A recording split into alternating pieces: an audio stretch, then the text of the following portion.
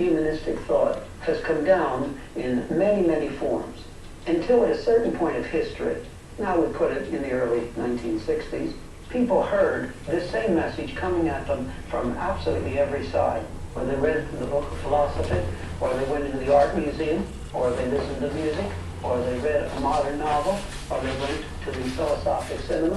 It was always the same. And that is that on a humanistic basis, reason leads to despair, no answers. And people should try to find answers in the area of non-reason. It has brought people to the place where there were no fixed values whatsoever. These were completely gone. And the great majority of people had come to the place where they had only two horrendous values, absolutely horrible values: personal peace and affluence. Now, because I'm going to use these terms over and over again in this episode, let me define them carefully, and I urge you, please listen with care. As I use the term personal peace, I mean I want to be left alone. And I don't care what happens to the man across the street or across the world. I want my own lifestyle to be undisturbed, regardless of what it will mean even to my own children and grandchildren. And that's what I mean by personal peace. Affluence means things, things, things, always more things, and success seen as an abundance of things.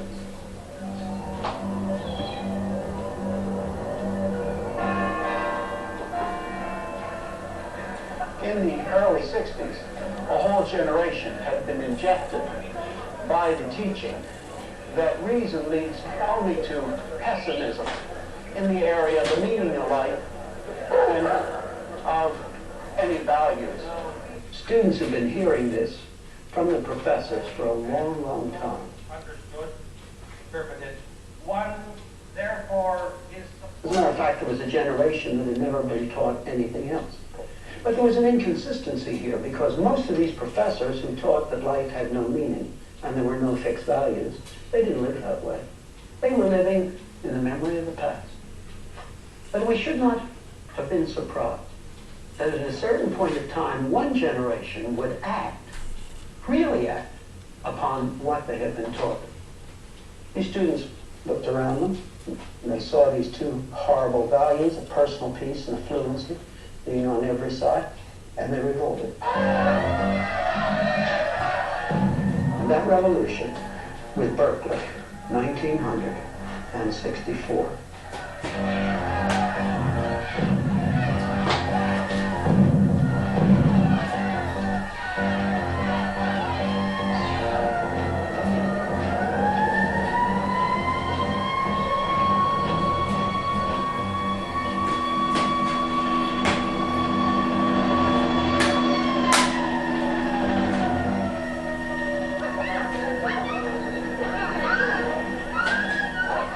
Looking back into that which is now past history, we don't understand where we are today unless we take a moment to understand the flow through Berkeley of 1964.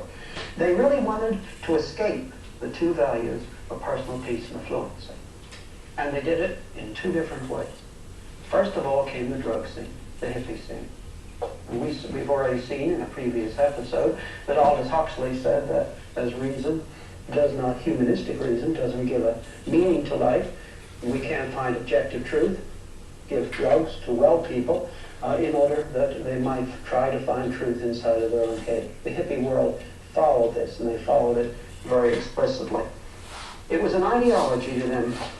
Let's not make any mistake. Back in those days, it was really an ideology. They really believed in it. They really believed that if you could just take and put drugs into the drinking water, LSD into the drinking water of the reservoirs of the cities of the world, you had enough people turned on that civilization's problems would be solved. They believed it with all their heart. Getting high with helping your friends. It's a very powerful message. About the same time at Berkeley, there arose a second element in this attempt to escape these two terrible values of personal peace and affluency. This was the free speech movement. At first, the free speech movement on Sproul Plaza was neither left nor right. It was simply a desire, a demand that they have a right to have freedom, to have political rallies on Sproul Plaza. And by God, people, we have to push Wiegand right back to the wall, and if we have to, we got to push him right through the wall. And we got to tell him, no, baby, this is our university. But quickly, it slipped into the New Left, following Marcuse. Marcuse was a German philosopher, Marxist, and at that time he was teaching at San Diego. This spread over the whole world. We can think, for example, of the Paris riots in 1968. Here they are seeking freedom from these two values. They had the right analysis. Let me say that as somebody who was older. They had the right analysis. This was where our society was, with just two terrible values of personal peace and fluency. But the tragedy was when they tried the wrong solutions. The drug culture came to its height at Woodstock at the festival there in 1969. At Altima in 1969, there was another festival, and the Hells Angels, who were hired to police the ground, killed at least one man. And the Rolling Stone, the magazine, came out and quoted someone after that as saying, "We've lost our age of innocency." And the drug culture was finished. It was completely finished after the Isle of Wight Festival in 1970, which ended so ugly, in such an ugly fashion in Europe. After that, drug-taking changed. Mind you, not less people taking drugs unhappily, but no longer taking them as an ideology. The unhappy thing is probably more people are taking drugs and taking them at a younger age. But drug-taking as an ideology was absolutely done. The New Left went the same way, gradually ground down. It brought forth naturally violence. Violence in the United States, violence in Europe, and the idealistic young people really didn't like the violence that it just reasonably and naturally brought forth.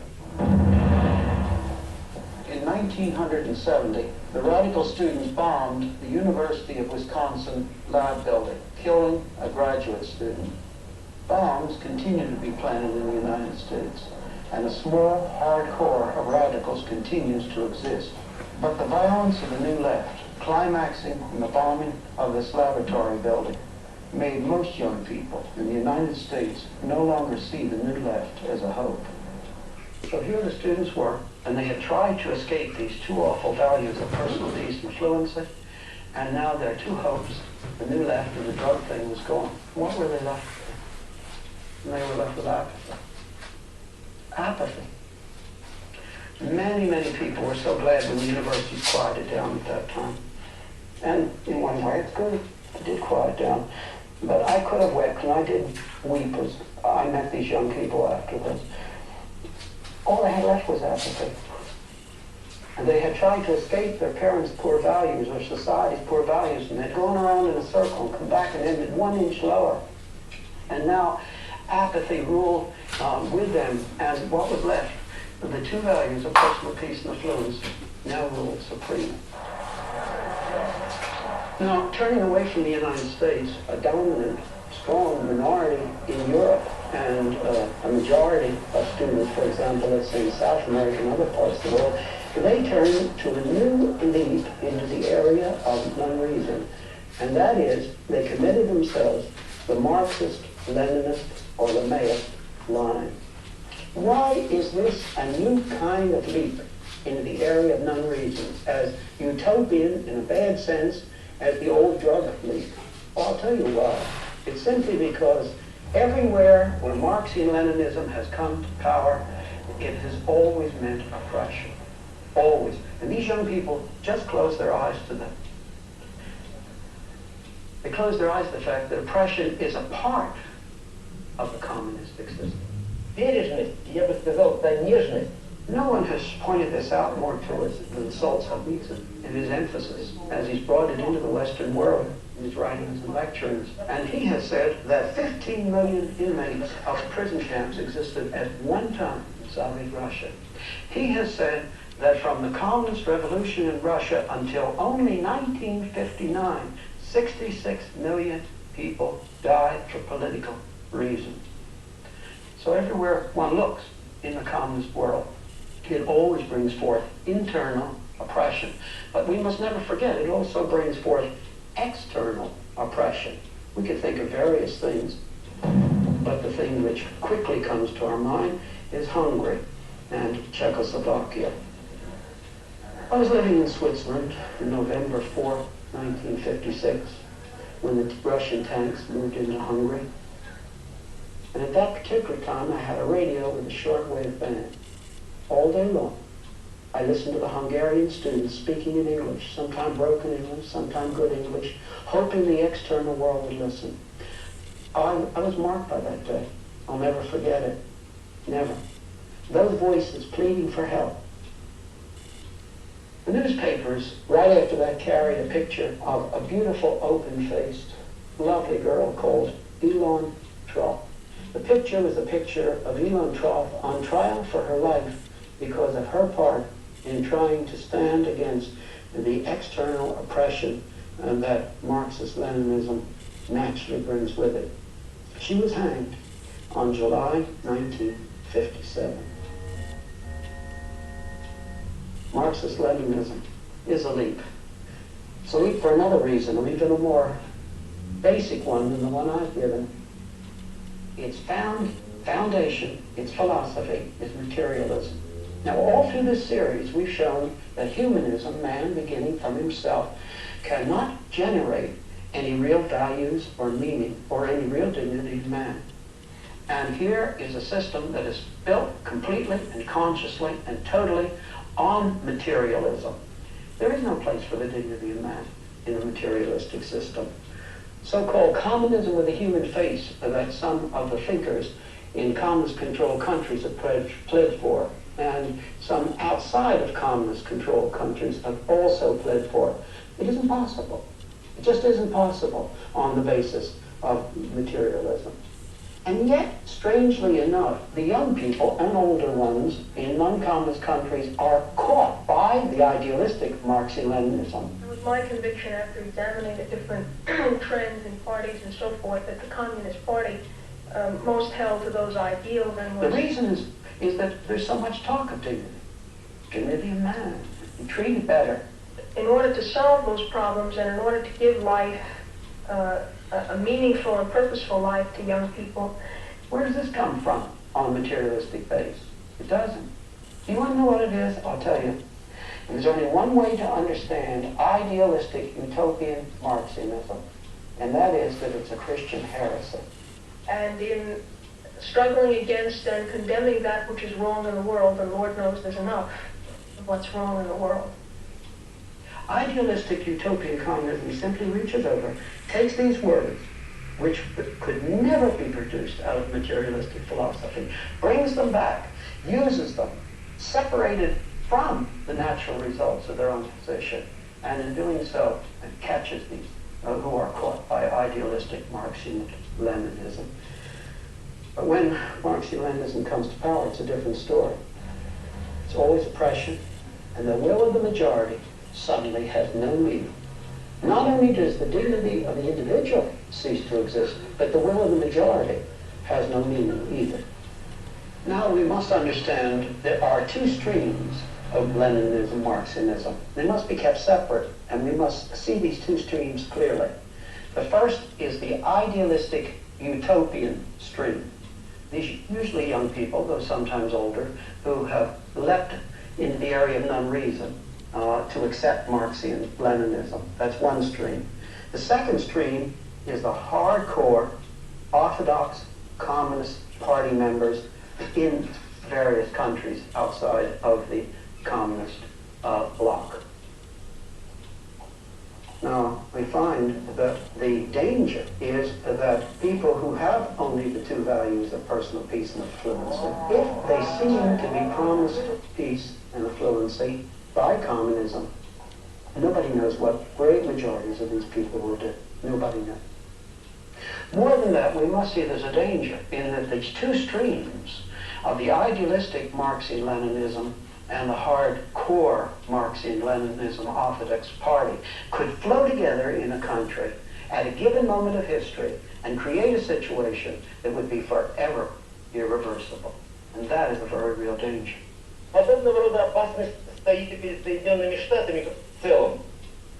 This type of danger is before the United States just as well. The United States has also its marks very much upon it, and no more so in any area than in the area of the generation of arbitrary law. I want to talk about arbitrary law at some length, actually. Man demanded to be autonomous from God, God's revelation. And what this has resulted in is relativity not only in personal and public morals, but in law as law.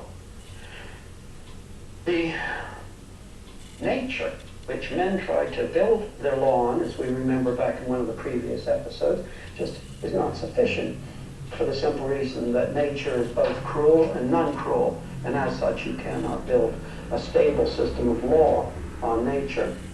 And what we're left with in the humanist flow today in the United States is purely variable sociological law. And by sociological, what I mean is law that is really based on what some group decides is good for society at a given moment. The man who opened the door for this, perhaps more than anyone else, was Oliver Wendell Holmes.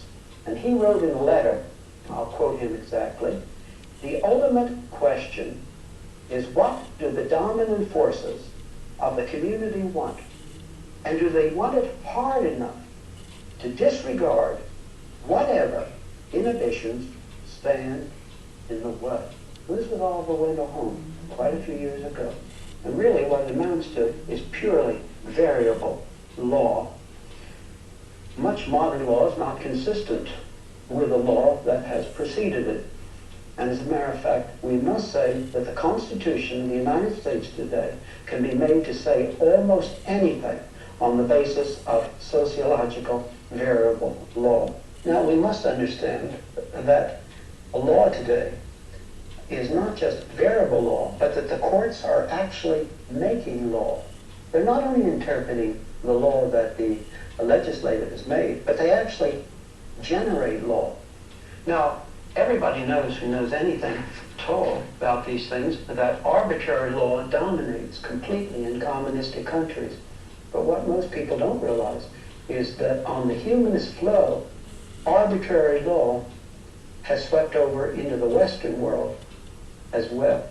I'd like to use an illustration.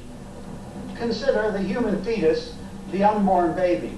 In January 1973, the United States Supreme Court passed the abortion law.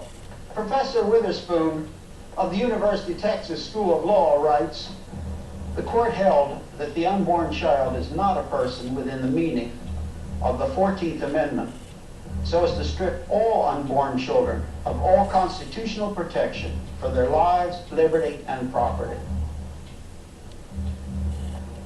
This ruling by the United States Supreme Court is a totally arbitrary absolute. First of all, it is arbitrary medically. This book was put out with the cooperation of many noted scientists in this field, including some from the United States. It was to inform the British public. It favors abortion. However, it says that the question as to when human life begins is an open question. Abortion, can be carried out before the fetus becomes viable, although when that is in itself an arguable point. It further states that a biologist might say that human life started at the moment of fertilization when the sperm and the ovum merged. The arbitrariness medically of the Supreme Court decision is underlined by the fact that the destruction of a fetus is accepted in abortion. And yet questions are raised as to whether it is right to fertilize an ovum outside of the womb, that is in the laboratory, because then it would only live for a few days. This points up the problem that if such a fertilized ovum were successfully implanted in the womb, that it would have the full genetic potential for becoming a human being. What does this make the 5.5-month-old aborted baby to be, because it too has the full genetic potential for becoming a human being. Justice White of the Supreme Court, in his dissent concerning the abortion law, said that it is an exercise of raw judicial power, an improvident and extravagant exercise of the power of judicial review. Upon this arbitrary ruling, medically and legally, the abortion laws of almost every state in the Union were set aside. Most people accepted this law, even though it was arbitrary medically and legally, because it was considered sociologically helpful.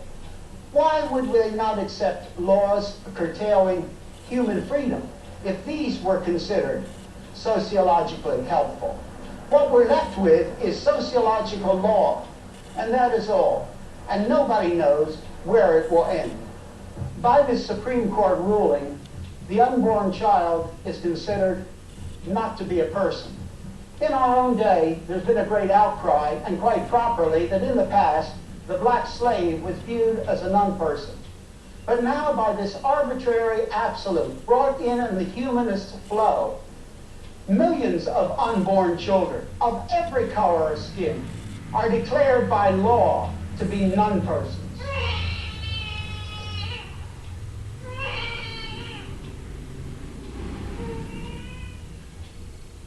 Now, a question has to be asked. In the day when there are no fixed values, why could not the aged, the incurably ill, the insane, and other classes of persons equally arbitrarily be declared to be non-persons on the basis of arbitrary law if the courts thought that it was sociologically helpful?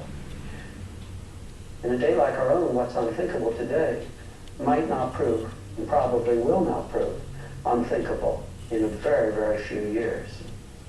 Now, let's move on a bit. As the Christian consensus dies as the basis of our culture, society does not really have many bases upon which it has the possibility of building. One is that everybody would simply do their own thing. And this has the technical name of hedonism. It means everybody would do what they want to do. But the simple fact is that it is not possible to build a society on everybody doing what they want to do. One could think of a single man living on a desert island. He can do anything he wants to do within the form of the universe. But when two men are on that desert island and they have to have interrelationship, it is no longer possible for every man to do what he wants to do. I often think of the illustration of two men trying to do their own thing, regardless of what anybody else thinks, meeting on a narrow bridge. And as they meet on the narrow bridge, something has to happen. They both can't do their own thing. Everybody understands you can't build a society on people doing what they want to do, on hedonism. All right, then hedonism is a theoretical basis for society after the Christian consensus is gone. But if it's not possible, what other possibilities are there? Well, there's the possibility of the total dominance of the 51% vote. Now remember, it was Christianity, the Reformation Christianity in the north of Europe, that brought forth the forms and the freedoms which we have on the 51% vote. But I'm talking about 51% vote after there is no absolute by which to judge the 51% vote. There was a time in the days when the Christian culture was more dominant, when the lone individual could stand up with a Bible in his hand and say, "You're wrong," even though the majority has voted the other way. But as the Christian consensus is gone, then there is no absolute by which to judge the 51%. And then this is a very, very different situation. I'll give you a sentence that I wish you'd memorize. If there is no absolute by which to judge society, society is absolute. The heart of the humanist thinking is making the individual man and then mankind the center of all things, his own measure. of making them autonomous. If we're going to live and escape death, not only death individually in the sense of the judgment of God, but death in our culture, in our political life, in our present life, we must turn from that humanist way of making man autonomous, and we must put the Creator at the center of all things. The greatest of all wickedness is putting any created thing in the place of the Creator. And when we turn from this, our feet are turned from the paths of death to the paths of life.